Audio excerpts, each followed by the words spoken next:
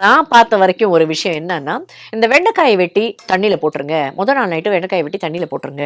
அடுத்த நாள் வந்து அந்த தண்ணிய குடிங்க. அந்த தண்ணிய குடிச்சா உங்களுக்கு சர்க்கரை வந்து கம்ப்ளீட்டா கண்ட்ரோலுக்கு வந்துரும்.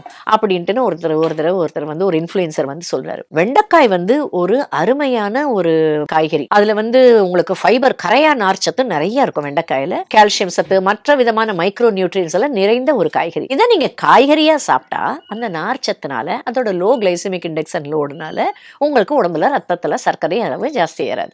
அதனால நீங்க தாராளமா அந்த வெண்டைக்காய வந்து வதக்கி ஒரு பொரியலாவோ, இல்ல வந்து குழம்புல சேர்த்துக்கிட்டோ, இல்ல வந்து ஒரு ஏதோ சாப்பிடுறதோ உங்க இஷ்டம். ஆனா இதுவே நீங்க அத கட் பண்ணி தண்ணீல போட்டீங்கன்னா, அதுல இருக்கிற வெறும் மியூசிலேஜ் தான் அந்த தண்ணீல இறங்கும். அது ஹோல் நைட் நீங்க வச்சிருக்கிறதால அது கொஞ்சம் லைட்டா கசப்பாகலாம். அத குடிக்கிறதால அதுல இருக்கிற ஒரு விட்டமின் பி சத்து அந்த தண்ணீல கரைஞ்சு அது உங்களுக்கு வரலாமே ஒழிய, அதனால சர்க்கரை குறையவே குறையாது.